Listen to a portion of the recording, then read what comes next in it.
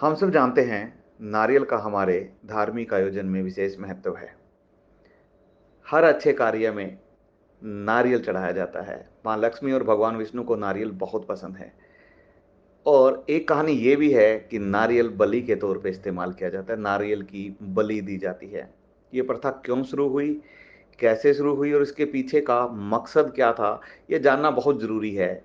हम में से बहुत से लोग जानते हैं कि नारियल की बलि दी जाती है, पर क्यों दी जाती है और ये कहानी कैसे शुरू हुई बहुत कम लोग जानते हैं। आइए मैं आपको बताता हूँ कैसे शुरू हुई थी नारियल की बलि।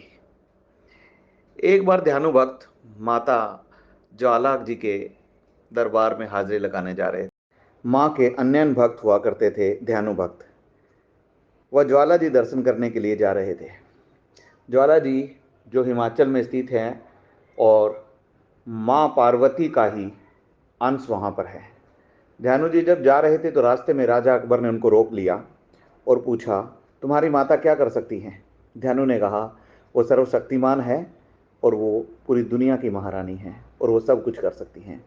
राजा अकबर ने कहा, तुम्हारा यकीन है? ध्यानु ने कहा, हाँ, मुझे मेरी माता पे पूरा यकीन है। राजा अकबर ने एक घोड़े का सिर काट दिया और पूछा, ध्यानु, क्या तुम्हारी माता ये सिर जोड़ सकती हैं? जो उस स्थिति में असंभव लग रहा था, ध्यानु ने अपनी पूरी आस्था से कहा, हाँ, मेरी माता ये सब कर सकती हैं। वो इस घोड़े को ठीक कर सकती है, मरे हुए को जिंदा कर सकती हैं। तो राजा अकबर ने कहा, तो करके दिखाओ।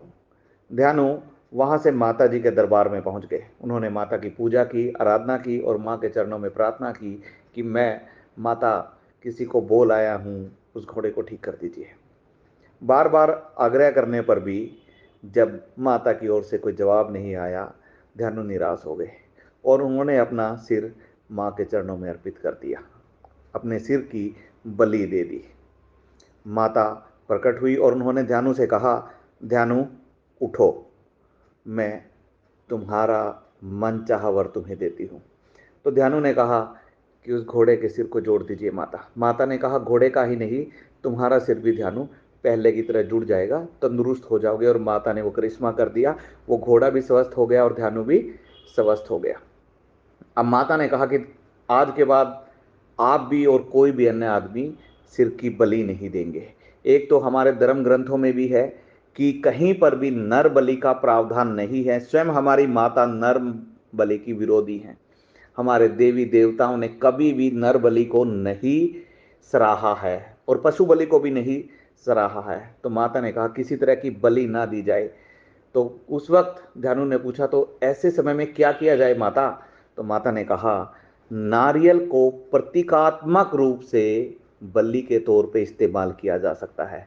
अब नारियल ही क्यों चुना गया, ये भी बहुत जरूरी है, क्योंकि नारियल जब आप देखेंगे वो बहुत ठोस होता है और उसका ऊपर का हिस्सा ऐसा होता है जैसे मानव का सिर, उसकी दो आंखें प्रतीत होती हैं, ठीक जैसे ही आदमी की होती है। उसके अंदर जल है, जैसे आदमी के शरीर के अंदर जल और रक्त होता है। उसके बाहर के जो रेसे हैं ऐसे लगते हैं जैसे बाल होते हैं। तो नारियल को चुना गया। अगर किसी का मन करता है मैं खुद को समर्पण कर दूं प्रभु के चरणों में, माता के चरणों में, तो वो नारियल को समर्पित कर सकते हैं। आगे कोई और व्यक्ति बलि ना दे, किसी और का जीवन समाप्त ना हो, क्योंकि हर व्यक्ति का भाव एक जैसा नहीं हो सकता। तो माता ने किसी और व्यक्ति की बलि ना चढ़े, इसको रोकने के लिए यह आशीर्वाद दिया कि नारियल को नर की जगह इस्तेमाल कर उसको माता या प्रभु के चरणों में चढ़ाया जा सकता है। इसलिए कभी भी प्रभु को या माता को खुश करने के लिए किसी भी तरह की बलि ना दी जाए। हम दैनिक जीवन में ऐसे बहुत से कार्य करते हैं और उनके पीछे का कारण नहीं जानते कि ऐसा क्यों करते हैं। भारतीय संस्कृति से जुड़ी ऐसी बहुत सी बातें जानने के लिए आप मुझसे जुड़े रहें।